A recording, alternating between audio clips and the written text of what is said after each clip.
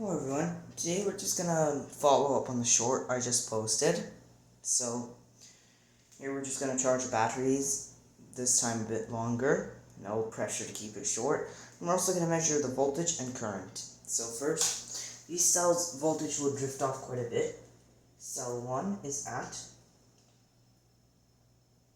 3.09, what's it climbing? 3.11 volts.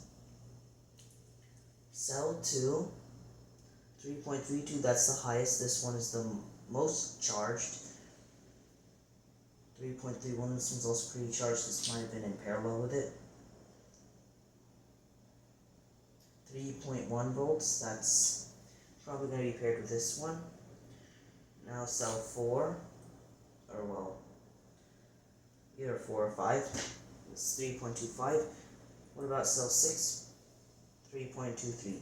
Just note this one was the one that was charging in the video.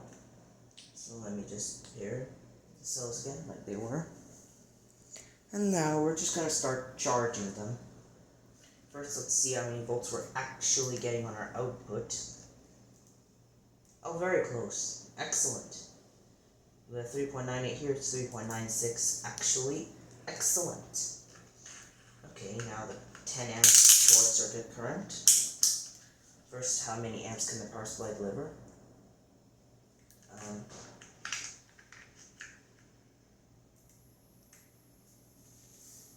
2. Whoa, it's climbing. 2.41 amps is the maximum the power supply can deliver at this voltage. Great to know. Okay, now let's start charging and see how much is actually going to the cell. Oh, that's low. Okay, that's low. This is going to be charging pretty slowly. We have up to 1.5 amps to charge this battery to be safe and keep it 1C, assuming the batteries have lost a lot of capacity. 0.54 amps, 0.53. That's pretty slow and decreasing. When it decreases a lot, I would just counter it by increasing the battery charging voltage. I'm not going to fully charge them because it's recommended to keep them in a moderately charged state if you're not going to use them for a while. And then whenever I'm going to use them, I'm just going to fully charge it first. Why is the current so low?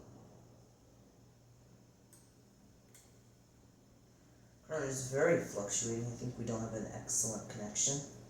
Because I only just tried to rip the nickel strips off. I don't have a professional way of removing nickel strip. I didn't need it as the original battery pack configuration. Okay, so now we know what kind of current the battery is charging with, so we can just leave it charging like this without measuring, and then periodically measure it. Right, now what's it taking? Okay, it's slowing down a bit. So you're wondering what happened to the little dial thing? It just keeps coming off. I've not yet found it. After it flew off one time. It's like it's very loose, but like it's not that big of a problem. I can still just use it like this. Okay, I've bumped up the charging current nicely. Let's see that again. Let's see that nice charging current. We have it stuck to a piece of nickel strip. Oh yeah, that's good. That's gonna be charging nicely now. With 0.58 amps, we can crank it up a little bit. Oh. High. That's a bit too high voltage. Okay, now we're good. That's great. That's excellent. And why is it dropping off though? I mean, like, this is excellent as now we're charging with very close to half C. Excellent. Excellent. So we're just going to continue doing this for each cell.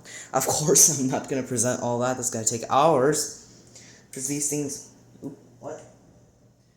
I just came off. These things have to charge rather slowly compared to some chemistries like aluminum ion, which is still not developed yet.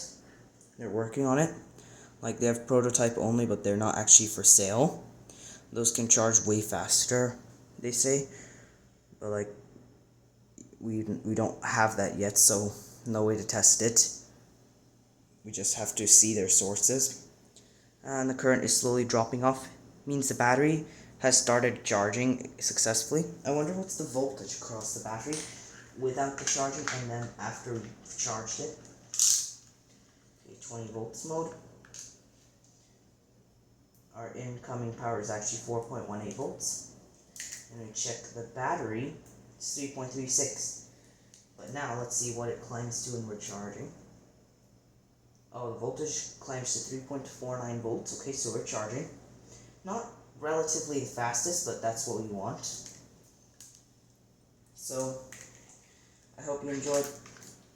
Just before I end the video, I just remembered to say something. I would not recommend doing this with small batteries. I'm only doing it with these because their capacity, there's no way they've lost like that much capacity that they're like charging, or like that charging it with like that much current is harmful. There's no way they're only 600 milliamp hours. Because after all, they were working completely fine after the video. They were before they came out of laptop batteries, so there's no way they're like defective. So they should be working fine. I just, like I said, not recommend doing this with small batteries because of the current, and also it's always best to use a constant current or even a dedicated charging IC like the TP4056. But if you don't have any of that and you have a battery that you're pretty confident to charge like this and the current you're measuring is okay, then you might want to try it. But it's always best to stick with the recommended like TP4056. I hope you enjoyed. Please rate, share, comment, and subscribe. Thanks for watching.